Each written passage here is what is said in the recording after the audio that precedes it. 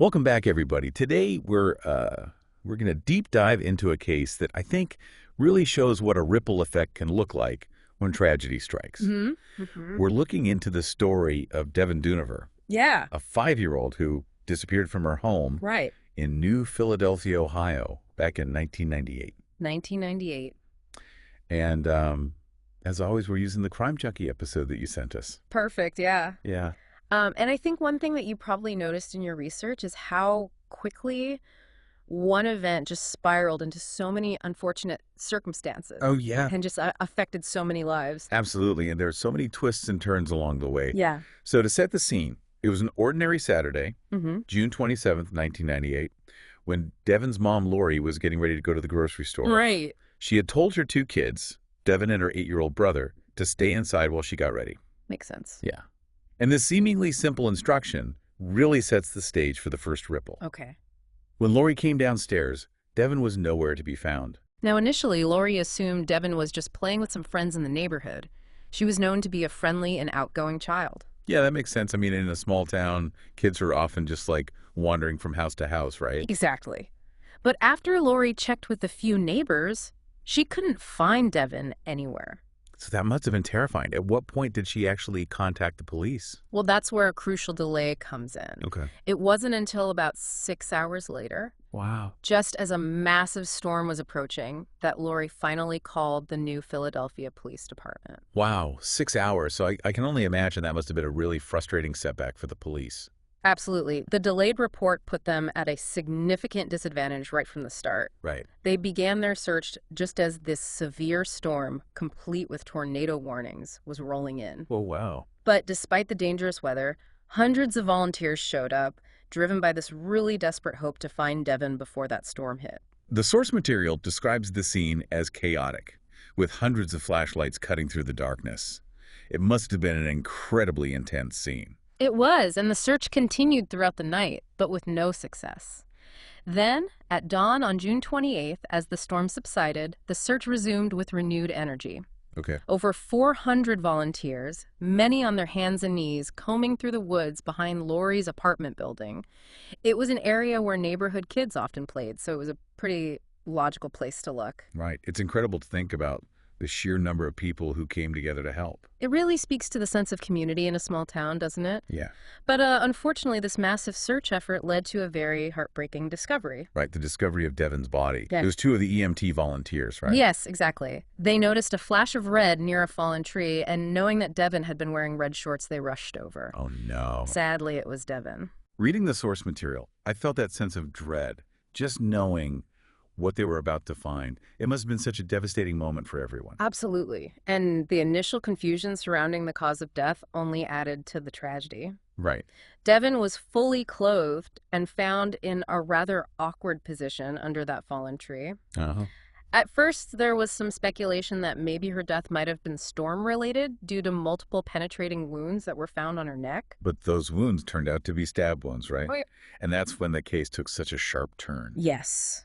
The autopsy confirmed the wounds were stab wounds, completely shifting the focus of the investigation. It was no longer a search for missing child, but a homicide investigation. And you probably noticed in the source material that there's that, record scratch moment when they discover the family that Devon was last thought to be with was actually out of town on vacation the entire time. Right, that completely changes the narrative. And this is where 12-year-old Anthony Harris enters the story, a boy who had been helping Lori search for Devon. I found this part particularly unsettling. It is a complicated turn of events. One of the officers on the case, Captain Jeff Urban, had a brief encounter with Anthony during the initial search. Urban later testified that Anthony's reaction when asked about Devon, allegedly calling her a nasty, rude little girl, struck him as odd.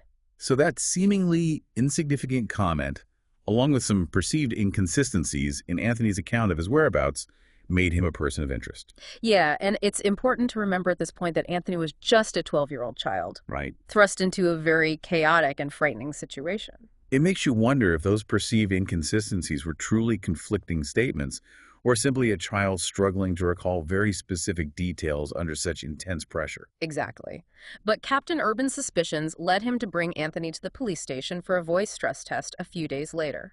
And from what I gathered in the source material, this is where things take an ethically questionable turn.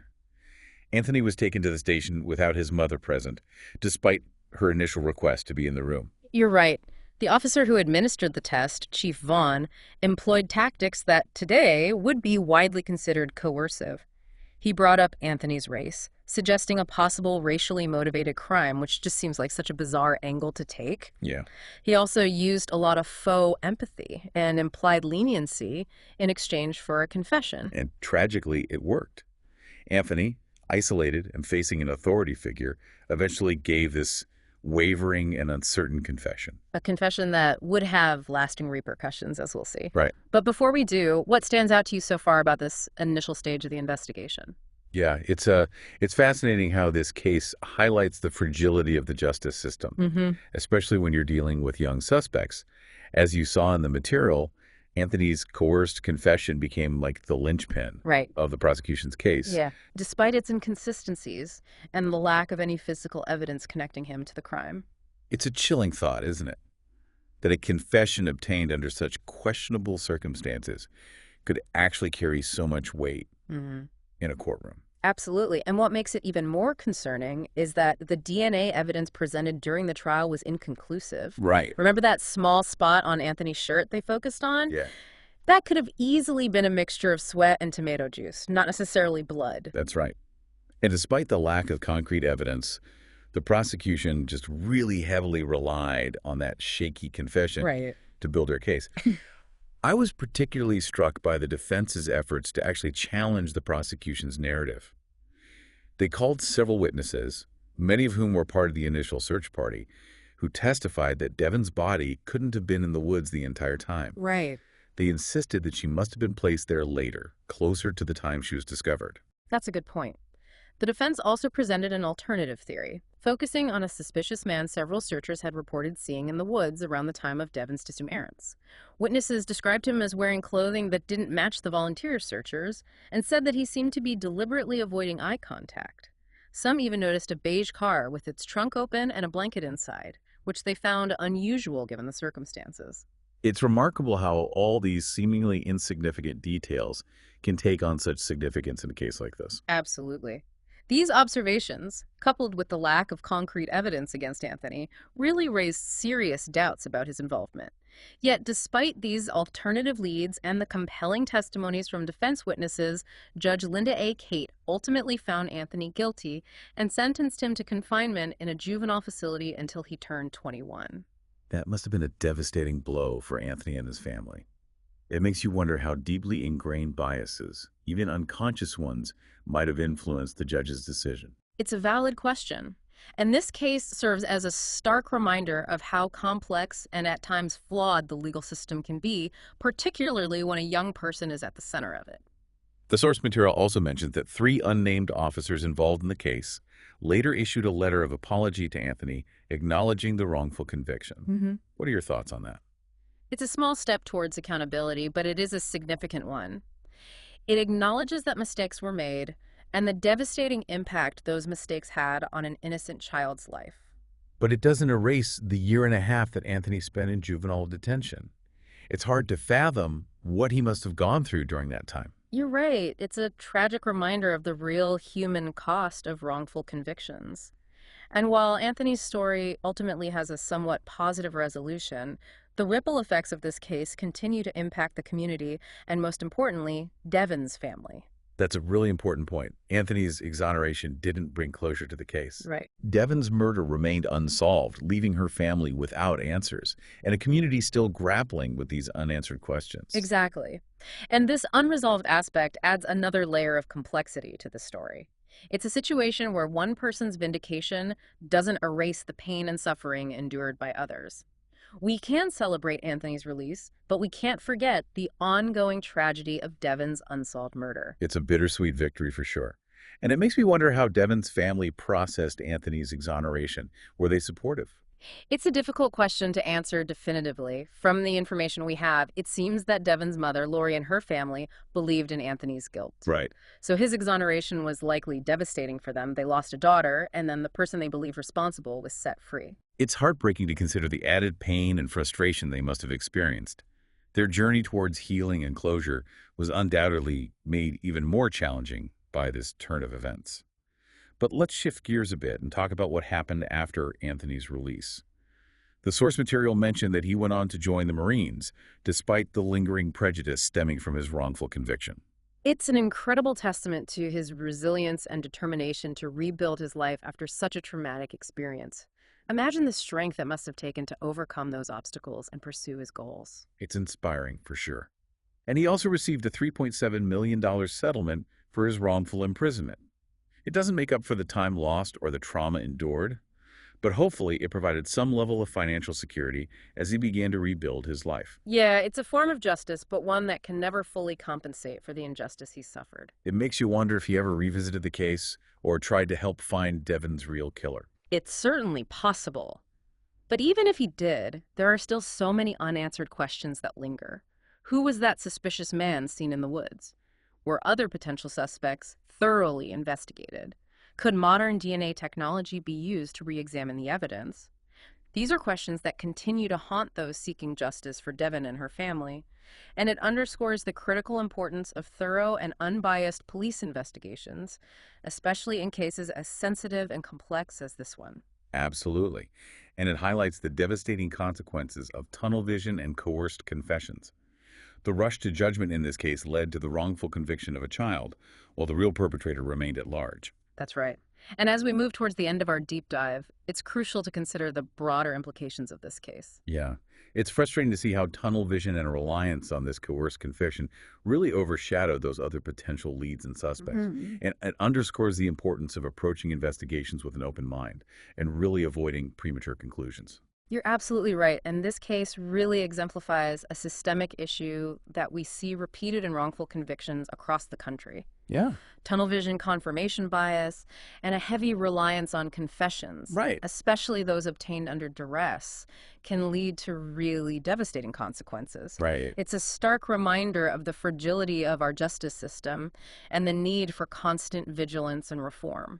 It's also a reminder that every story has multiple perspectives, each with its own complexities and nuances. While we can acknowledge the injustice that Anthony faced and celebrate his exoneration, Right. we can't overlook the fact that Devon's case remains unsolved. Right. Her family's still left without answers, and the community's left grappling with this haunting reality that her murderer is still out there. Precisely. It's a bittersweet resolution where one person's vindication doesn't negate the pain and suffering endured by others. Yeah. The ripple effects of this tragedy continue to spread outward, impacting countless lives. So as we wrap up our deep dive into this really complex and heart-wrenching case, what key takeaways would you say are most important for our listener to consider? Well, first and foremost, I think it highlights the importance of critical thinking, both in the context of this specific case and in our daily lives. We should question assumptions, challenge narratives, and demand accountability, not just from law enforcement and the justice system, but from all institutions and individuals in positions of power. That's a great point. We can't simply accept information at face value. We need to engage in that thoughtful analysis, consider multiple perspectives, and advocate for those who are marginalized or unjustly treated. Absolutely. And in the context of this case specifically, I think it underscores the critical importance of thorough and unbiased investigations, the dangers of coerced confessions, and the need for ongoing reform within the criminal justice system to prevent wrongful convictions. Right. We need to be vigilant in safeguarding the rights of all individuals, especially the most vulnerable among us. It also reinforces the enduring power of resilience and the human capacity for hope even in the face of unimaginable tragedy. Right. Anthony's journey, while marked by profound injustice, ultimately demonstrates that strength of the human spirit and the possibility of rebuilding a life shattered by circumstance. You're right. His story is a testament to the power of perseverance and the unwavering belief in one's own innocence. And as we conclude this deep dive, I think it's important for you, our listener, to consider what justice for Devon might look like. Yeah. Is it possible to find closure after all these years? Could modern DNA technology be applied to the existing evidence? Are there other avenues of investigation that could be pursued? These are questions that deserve our continued attention and engagement. And while we may never have all the answers, the pursuit of justice, truth, and accountability remains essential, and we owe it to Devon, her family, and to all victims of wrongful convictions to never stop seeking answers and advocating for a more just and equitable society. Thank you for joining us on this challenging but crucial deep dive. We encourage you to continue exploring this case. share your thoughts, and engage in constructive dialogue about the issues it raises together. We could work towards a future where tragedies like this one are less likely to occur and where the pursuit of justice is unwavering and unyielding.